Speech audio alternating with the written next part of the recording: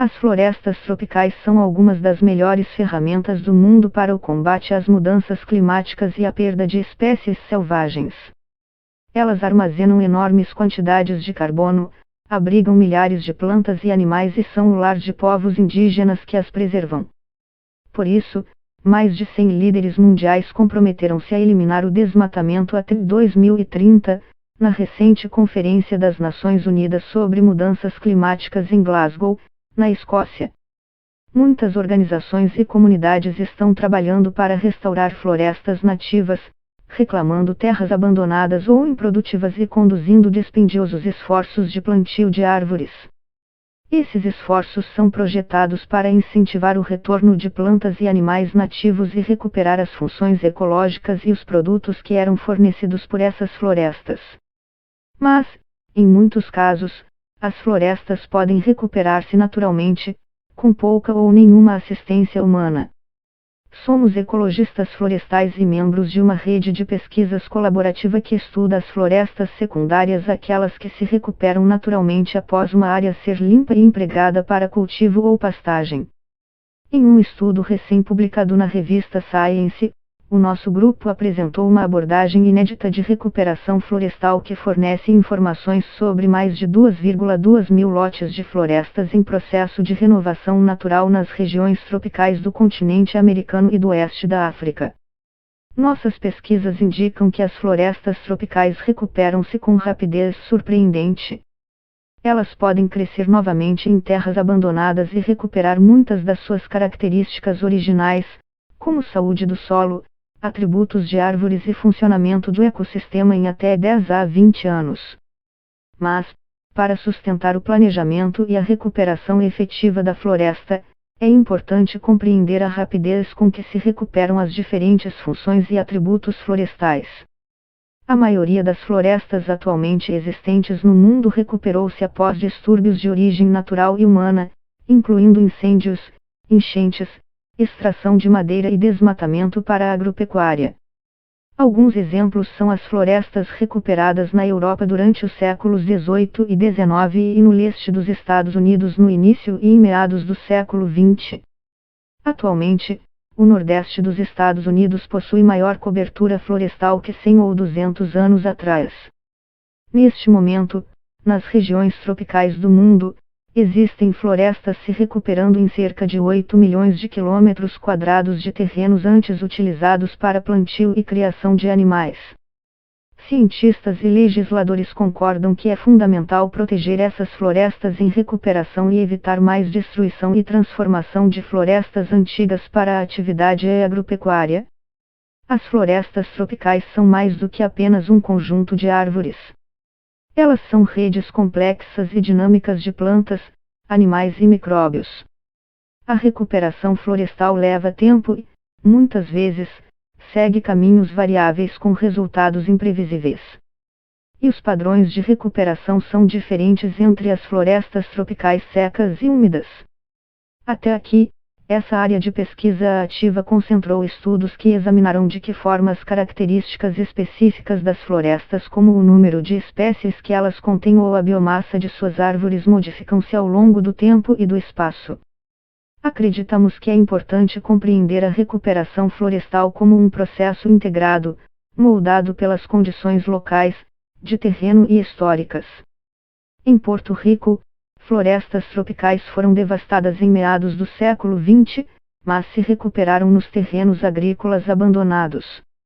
O nosso estudo concentrou-se em 12 atributos que são componentes essenciais das florestas saudáveis.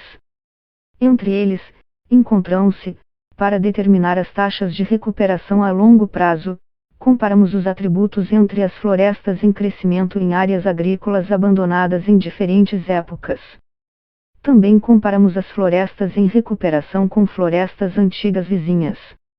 Para isso, desenvolvemos uma nova abordagem de modelos para estimar a rapidez da recuperação de cada um dos atributos.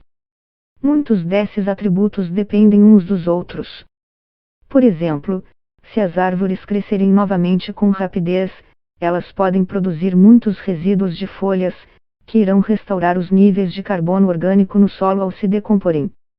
Nós analisamos essas relações, comparando a proximidade da associação dos atributos florestais entre si. As florestas que estudamos estavam em áreas com intensidade de uso da terra baixa a moderada, o que significa que os solos não estavam exauridos nem haviam sofrido erosão, possibilitando rápida recuperação da vegetação nativa. Na região amazônica brasileira, por exemplo, 2,7 milhões de hectares de floresta foram recuperados naturalmente entre 1996 e 2015. Existe muito menos potencial de recuperação de florestas tropicais em áreas onde os solos foram muito exauridos e não há florestas remanescentes nas proximidades. Todos os atributos florestais que examinamos recuperaram-se após 120 anos de crescimento. Alguns desses atributos atingiram até 100% dos seus valores antigos nos primeiros 20 anos de recuperação florestal. Os atributos do solo que analisamos, por exemplo, atingiram 90% dos valores antigos após 10 anos e 98% a 100% após 20 anos.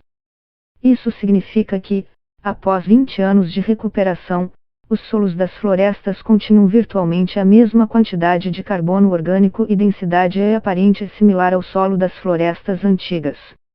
Essa rápida recuperação reflete o fato de que os solos dos nossos locais de estudo não haviam sido muito degradados quando começou a recuperação florestal. Os atributos de funcionamento do ecossistema também retornaram rapidamente aos níveis anteriores, com recuperação de 82% a 100% após 20 anos. Os atributos de estrutura florestal, como o diâmetro máximo das árvores, recuperaram-se mais lentamente. Em média, eles atingiram 96% dos valores antigos após 80 anos de recuperação. A composição de espécies de árvores e a biomassa acima do solo recuperaram-se após 120 anos. Nós identificamos um conjunto de 3 atributos: tamanho máximo das árvores, variação geral do tamanho das árvores e número de espécies de árvores da floresta que, quando considerados em conjunto, fornecem um retrato confiável da recuperação da floresta. A medição desses 3 fatores é relativamente fácil e os administradores podem utilizá-los para monitorar a restauração florestal. Agora é possível monitorar o tamanho das árvores e a estrutura da floresta em áreas e escalas de tempo maiores, utilizando dados coletados por satélites e drones. Nossas conclusões demonstram que a recuperação natural das florestas tropicais é uma estratégia barata e eficaz para promover o desenvolvimento sustentável, restaurar ecossistemas, retardar as mudanças climáticas e proteger a biodiversidade.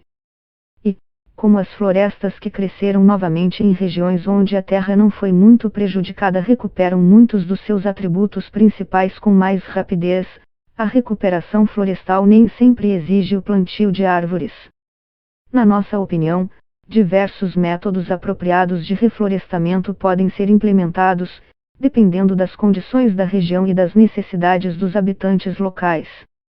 Nossa recomendação é empregar a recuperação natural sempre que possível e utilizar plantio restaurador ativo quando necessário. Robin Chaisdon é professora emérita de Ecologia e Biologia da Evolução da Universidade de Connecticut, nos Estados Unidos. Bruno Heroult é cientista florestal da Unidade de Pesquisa de Florestas e Sociedades da agência francesa CIRAD. Catarina Conter-Jacovac é professora de Ciência Vegetal da Universidade Federal de Santa Catarina. Laurens Porter é professor de Ecologia Funcional da Universidade de Wageningen, na Holanda. Masha van der Sande, da Universidade de Wageningen, e Dylan Craven, da Universidade Mayor, no Chile, contribuíram para a compilação e análise dos dados para este estudo. Este artigo foi publicado originalmente no site de notícias acadêmicas The Conversation e republicado sob licença Creative Commons. Leia aqui a versão original, em inglês.